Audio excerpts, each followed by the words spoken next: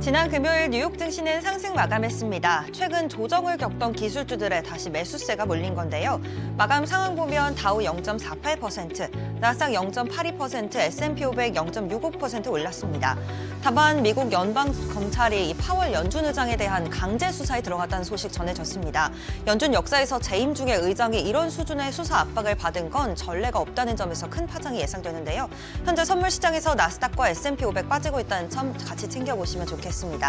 이어서 시총 상위 종목들 보시죠. 엔비디아를 제외하고 일제히 상승 마감했습니다. 알파벳은 또 1% 올라 시총 2위 입지를 다시 한번 다졌고요. 시총 2위를 빼앗기고 7거래일 연속 하락세를 이어가던 애플도 반등이 나왔습니다. 시총 6위부터도 보면 브로드컴의 상승세가 돋보였습니다. 엔비디아는 큰 움직임은 없었지만 다른 반도체주들 강세 보인 건데요. 브로드컴 3% 넘게 올랐고요. 인텔 10% 넘게 급등, ASML 6% 넘게, 마이크론도 5% 넘는 강세 보였습니다. 반도체주를 자극할 만한 뚜렷한 호재는 나오지 않았지만 최근 트럼프 대통령이 인텔 CEO와 훌륭한 회의를 가졌다고 밝힌 뒤 낙관론이 되살아난 걸로 풀이됩니다. 테슬라도 2%대 상승했고요. 메타는 1% 넘게 올랐는데 이 부분 이어지는 종목 리포트에서 짚어보시죠. 메타는 AI 데이터 센터 가동에 필요한 전력을 확보하기 위해 대규모 원자력 발전 계약을 체결했다고 밝혔습니다.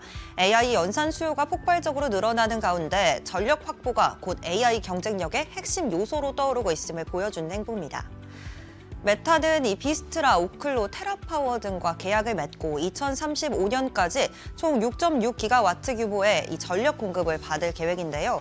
1기가와트는 원전 1기에 해당하는 규모로 약 100만 가구가 동시에 사용할 수 있는 전력량인데 이에 따르면 6.6기가와트는 약 660만 가구가 동시에 사용할 수 있는 엄청난 전력량임을 알 수 있습니다.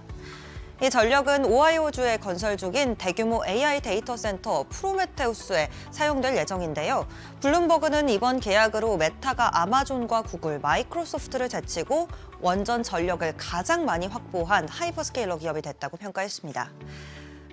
메타의 최고 글로벌 이슈 책임자는 원자력이 깨끗하고 안정적인 전력 공급 뿐이 아니라 이 미국의 에너지 인프라와 AI 경쟁력을 동시에 강화할 수 있다고 강조했습니다. 또 AI 데이터 센터 때문에 일반 소비자에게 전기요금 부담이 전가하지 않겠다는 점도 분명히 했고요. 또 이번 프로젝트를 통해 수천 개의 건설 일자리 그리고 수백 개의 장기 운영 일자리를 창출할 수 있다는 점도 함께 언급했습니다. 다만 시장에서는 재정 부담에 대한 시선도 동시에 제기되고 있습니다. 대규모 원전 계약의 구체적인 재정 규모는 공개되지 않았고요. 또 AI 데이터 센터 확장에 따른 캐펙스 부담이 커질 수 있다는 점에서 수익성과 현금 흐름, 이 향후 관전 포인트로 꼽힙니다. 다른 기업들도 원전 확보에 뛰어들고 있습니다. 마이크로소프트는 원전 재가동 계약을 맺었고요. 아마존과 구글 역시 소형 모듈 원전 SMR 기업에 대한 투자를 확대하고 있습니다. AI 전력 확보는 이제 이 모든 빅테크 기업들의 공통 과제가 되고 있습니다. 이어서 이번 주 주요 일정도 확인해 볼까요? 우선 오늘부터 시작되는 JP모건 헬스케어 컨퍼런스가 15일까지 예정되어 있습니다. 제약 바이오 업종의 특별한 이슈들 살펴보시죠.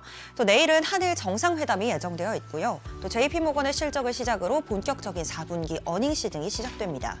또 모두가 주목되고 있는 12월의 CPI가 대기하고 있는데 11월 CPI가 왜곡됐다는 논란이 있었던 만큼 주의 깊게 지켜보셔야겠습니다. 12월 근원 CPI는 전월 대비 0.3%, 전년 대비 2.7% 상승했을 걸로 예상되면서 11월보다 상승폭이 커진 수치인데요.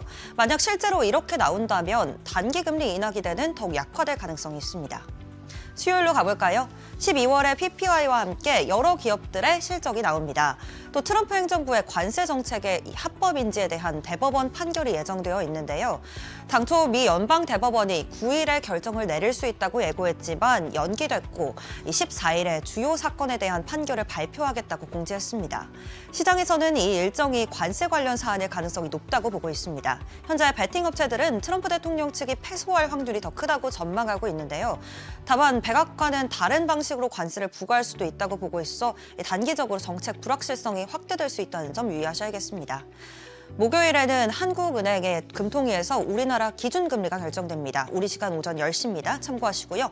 TSMC의 실적과 모건스탠리, 골드만삭스의 실적이 대기하고 있습니다. 자세한 내용 투자 노하우에서 이야기 나눠보시죠. 지금까지 뉴욕 증시 전략이었습니다.